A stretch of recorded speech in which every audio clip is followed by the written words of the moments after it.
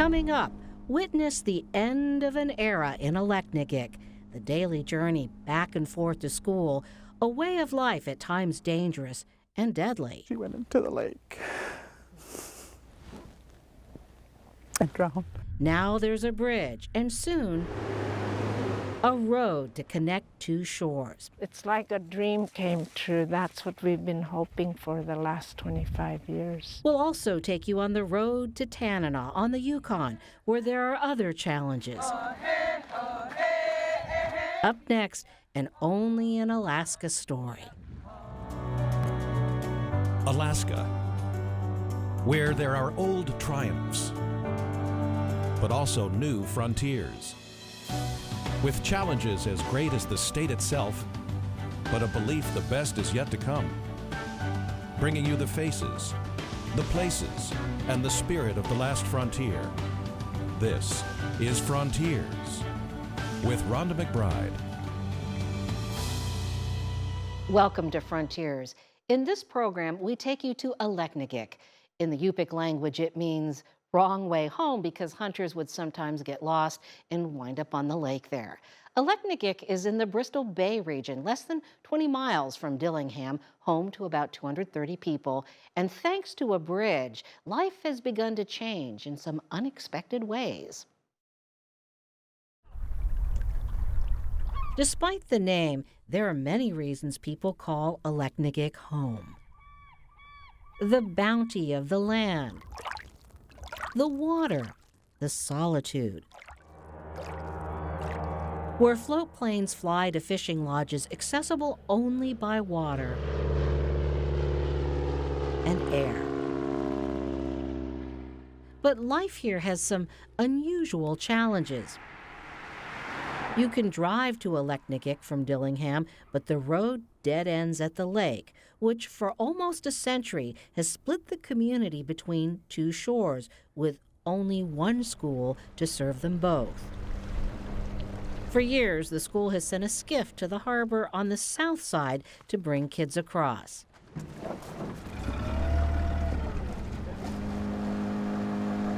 Like a school bus, the driver has stops along the way. Nobody talks.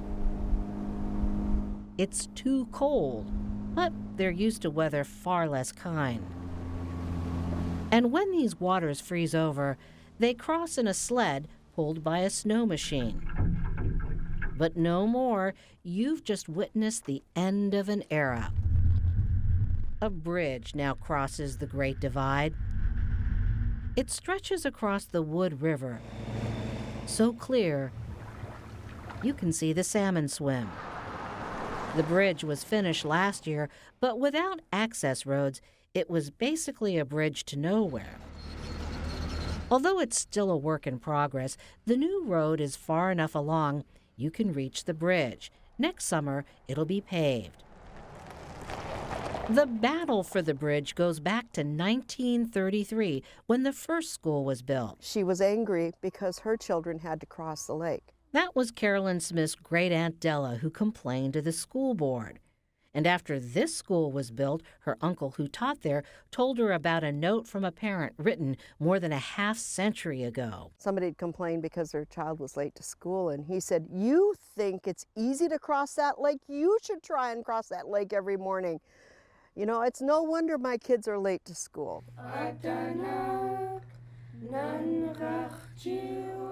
Well, at least these kids won't have that excuse. Although their ancestors crossed the lake in some of the worst weather imaginable, these students are the first generation to use the bridge. The final price tag for the project, about $20 million, or about $87,000 per person. Critics in Washington called it a boondoggle. If anyone has come to the state of Alaska, you can see the vastness and the uniqueness that we have and the need that we have for transportation projects. Especially with climate change. The lake rarely freezes solid in the winter anymore, so you have to navigate through ice and open water, not just to get back and forth to school, but to also bring groceries and supplies across. So the kids rode on that in the winter Yes, they did. Wow. So you can imagine the slush. Slush that squeezes through this sled's wooden slats when it's towed across the lake. You can easily tip a sled sideways And if the you're not kids come careful. tumbling out? Yes, and I think that's happened once or twice. Stories like this make it easy to understand Aleknagik's decades-long fight for the bridge. She was a very loved woman in the community. Kay lost her mother and her uncle Johnny Ilutsik in 1971. They crashed through the lake on a snow machine and drowned. Kay was just a kid, the oldest of 4. And I didn't know what death was. I didn't know what death was at 7 years old, but I learned real quick what it meant. An aunt had to break the news. She says, okay, do you know when a fish comes out of the water and it's no longer living? That's how she explained to me that my mother died, but it was just the opposite. And she went into the lake. Kay also lost her cousin Kevin Ilutsik. In all, there have been about 10 deaths on the lake since 1960. We're not the only community like this out there. I understand the cry for a bridge. A cry finally heard and answered. Sometimes I think you just have to persevere, and sometimes when you wait, good things happen. As much as people wanted that bridge, there were others who didn't. Up next, mixed feelings about bridging the divide and some unexpected complications. And that's something our transportation commissioner and a project engineer know all too well when it comes to bridging the divides across our state.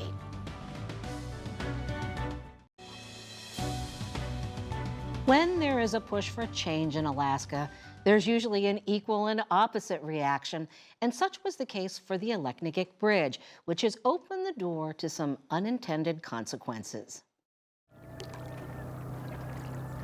The north shore of Aleknagik has had the biggest adjustment. Before the bridge, it wasn't easy to get there.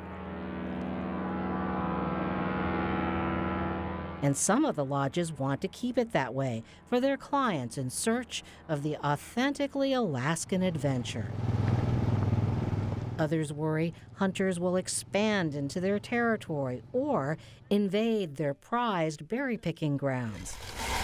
There's blackberries, blueberries, huckleberries. We clean them and then wash them and then freeze them.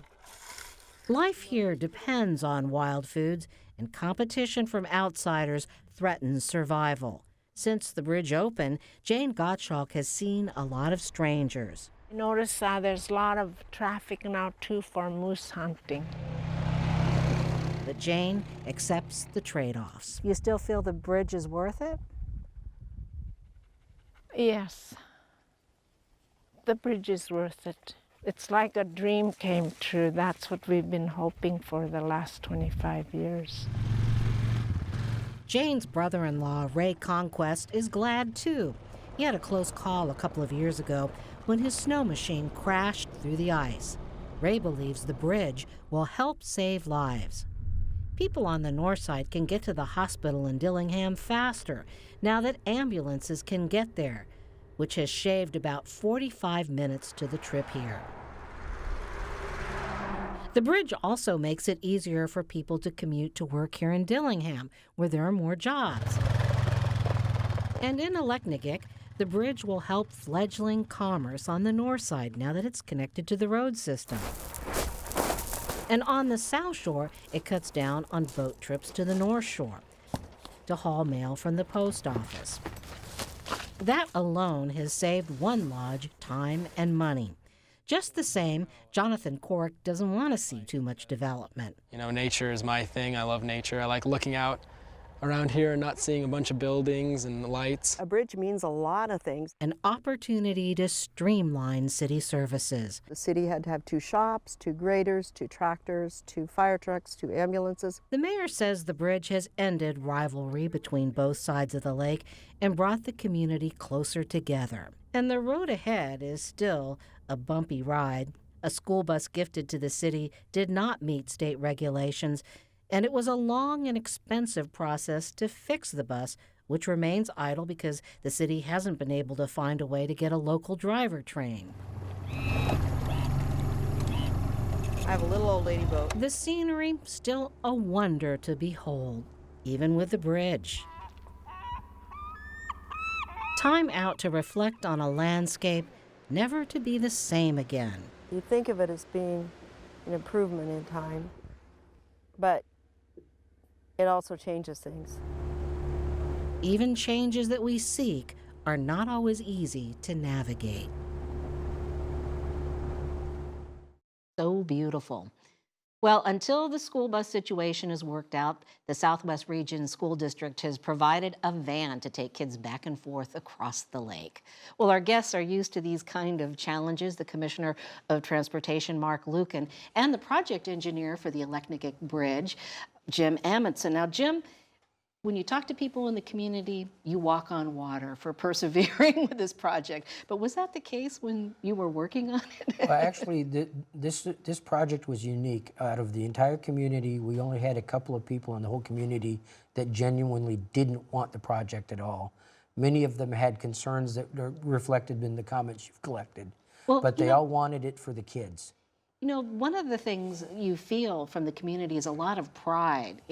Compared to other communities, how does this community stack up in the project? Very much so. They all worked together to promote the need for the project, and they worked together with their legislative group to get the bridge, and they're very proud of that. They succeeded. And that's something very worthy of some pride in what they managed to accomplish. It was a tough job. Well, Mark, you deal with the legislature, congressmen, senators trying to sell our projects. How important is community support?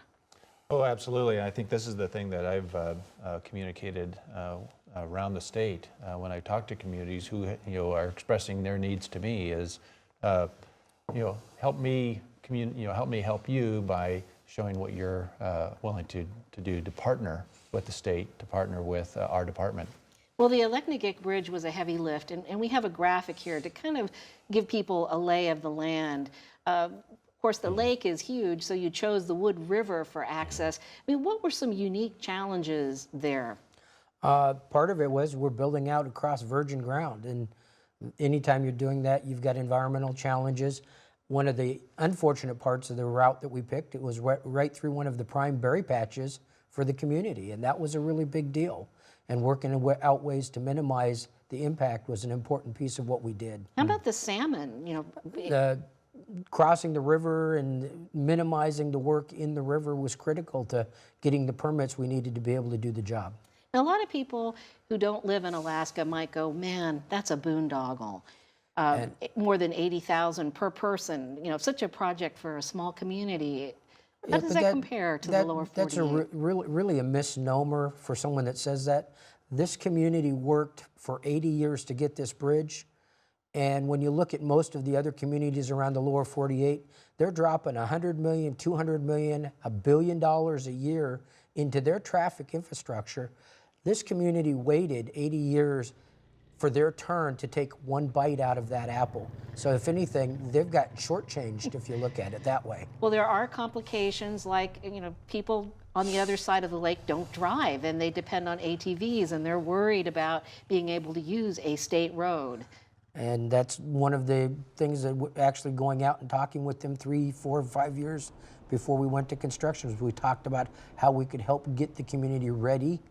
And they took a bunch of steps to help get their community ready for that transition.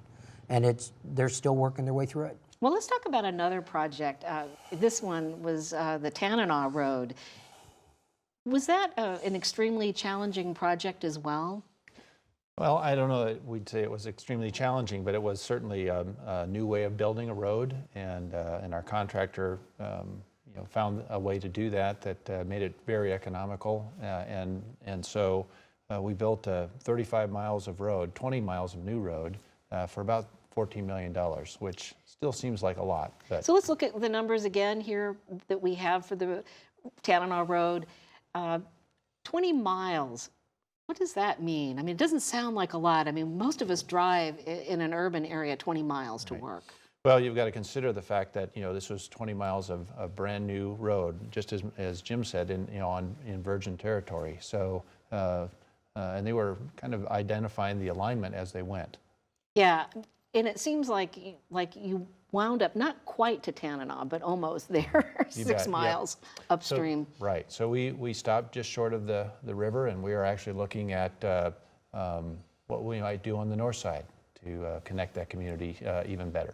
Now, they were a community that were concerned also, like Aleknagik, about people invading their subsistence hunting grounds. Certainly, and we heard that in the public scoping meetings before the project started, and we even heard it at the ribbon cutting. But you know, again, our goal is to provide access, to provide connectivity for communities, and ultimately better economic opportunities as well. Well, one of the things that you can kind of see with Aleknagik is this opportunity for economic development. And of course, they're on the Wood-Tikchik Lakes, a wonderful, beautiful state park. It also, this whole route's going to help them develop to provide a better access to that park for people to come out and enjoy a gorgeous outdoor environment that up until we built the bridge, it was incredibly difficult to get there. And for example, on the Tanana Road, it seems like they're going to have all kinds of opportunities as well. Well, it's certainly, I think, you know, they are going to realize some economic benefit because they're going to be able to get goods by road rather than by barge, and so I think they're going to see costs go down.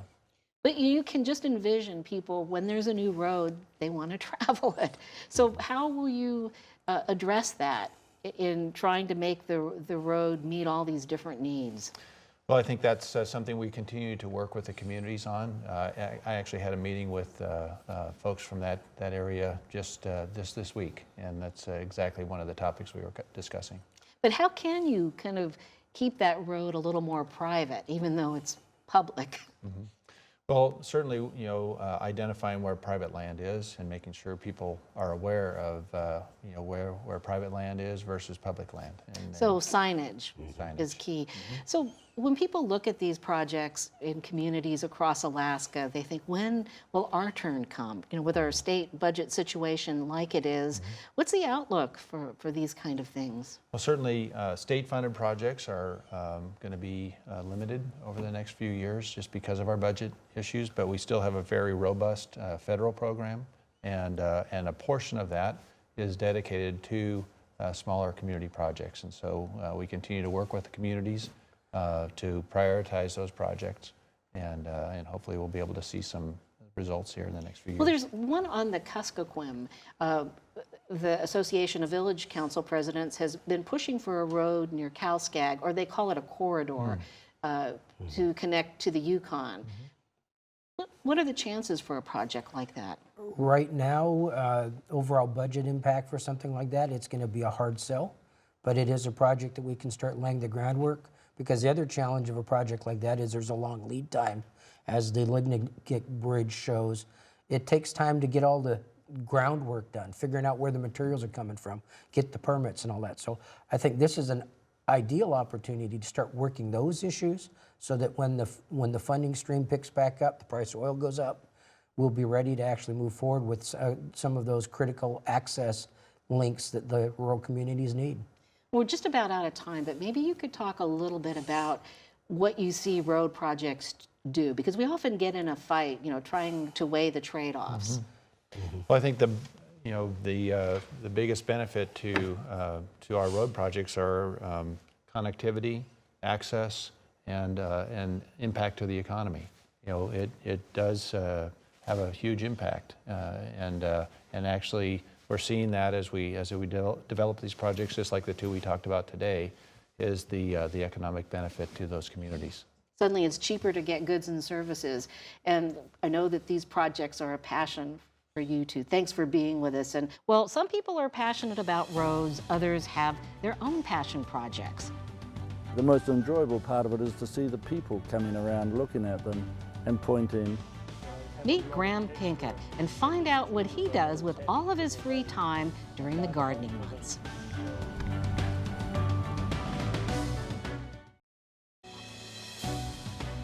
Well, the end of the road construction season will soon be upon us, and soon the first big frost will put those summer gardens to bed. But it won't kill the passion one Anchorage man has for a certain flower. Here at 880 N Street, Irina Dunayeva gives piano lessons. Her husband, Graham Pinkett, styles hair. This is pretty much a nightly thing I do before I head outside. At the end of the day, Irina becomes what she calls a garden widow. I see your face in every flower. When the parking lot empties out, Graham pursues his passion for dahlias and deadheading. It's constant, all the time, to be deadheading, especially after a rain. It's just important to get them off the plant. Dahlias here, dahlias there, and everywhere. Graham tends over 100 plants. Altogether, more than 1,000 blossoms. These ones, they just go on, and it's flower after flower after flower for months. Dahlias, though, have no smell. You just have to look at them to understand what they're all about. If you don't clip the deadheads, the rot spreads to the leaves, and the blossoms turn to mush. I spend probably 2 to 4 hours a night down here. Constant watering, slug maintenance, and deadheading all the time. So I go all the time. I guess that's extreme gardening. Dallying with dahlias is demanding. You think that's a good passion to have, or? Well, it's much better than a lot of other ones, you know, right? Like gambling or drinking. Look at that one. But this is one of my favorites. That's just beautiful. I love it because it curls right around the stem. Graham's biggest pleasure? The honeybees go crazy on them. To provide a parking lot oasis. The most enjoyable part of it is to see the people coming around looking at them and pointing. And I think that's just 90% of it, really. But there's that 10%. They just go for the flowers in bulk.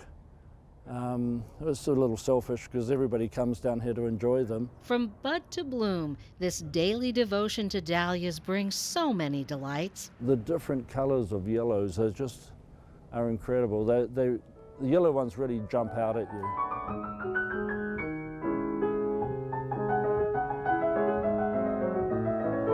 They flower from about midsummer all the way through until the frosts hit them. But next year, they'll be back for an encore.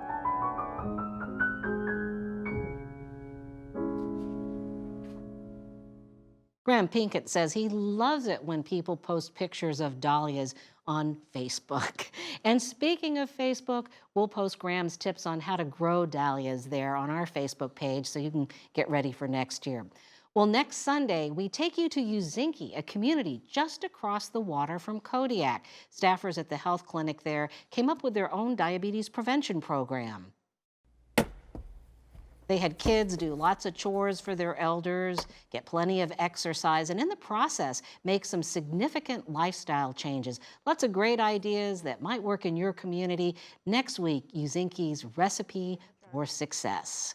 In search of good health, a personal frontier for many of us. But that's a conversation for next week. Thank you for joining us. We'll see you then.